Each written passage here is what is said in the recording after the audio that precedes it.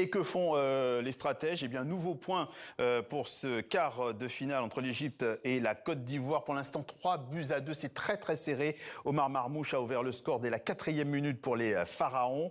À la demi-heure de jeu, les Égyptiens ont marqué de la tête grâce au défenseur Rami Rabia. Et juste avant la mi-temps, la Côte d'Ivoire a réduit l'écart. Un but égyptien contre son camp. 2-1, puis 3-1 après le repos à la 53e, puisque c'est un but de Mo Salah, l'attaquant de Liverpool, pour son 4e but de la compétition. Réduction de l'écart encore des éléphants, 2-3. Nous sommes après la 73e minute, but de Guela Doué. Alors pour l'instant, le match n'est pas terminé. 3-2 pour l'Égypte, c'est encore très indécis. On y revient dans quelques instants. Un peu plus tôt, l'Algérie, on le sait, a perdu face au Nigeria 2-0. Khaled Drareni, vous êtes à Alger. Khaled, on a l'impression que les Fennecs ne sont jamais vraiment rentrés dans cette rencontre face au Nigeria. Bonsoir.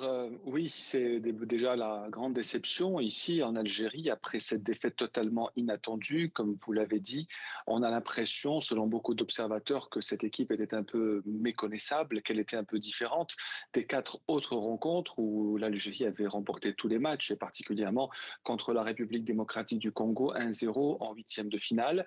Mais la polémique commence à enfler aussi en Algérie concernant l'arbitrage.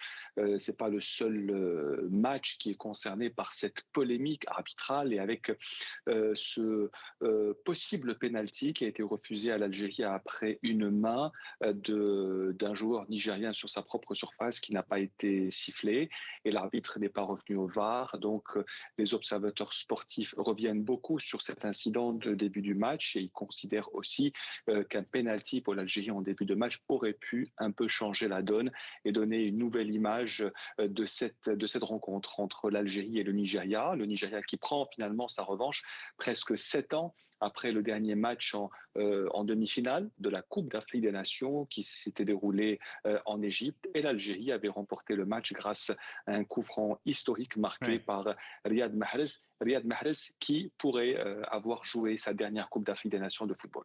Oui, mais qu'on verra peut-être sans doute à la prochaine Coupe du Monde, d'un mot. Exactement, puisque l'Algérie fait partie des quelques nations africaines encore qualifiées déjà pour la Coupe d'Afrique des Nations. Et Riyad Mahrez qui jouera cette Coupe du Monde qui aura lieu en Amérique du Nord, mais qui certainement ne pourra pas jouer la prochaine Coupe d'Afrique. Khaled Drareni, merci à vous.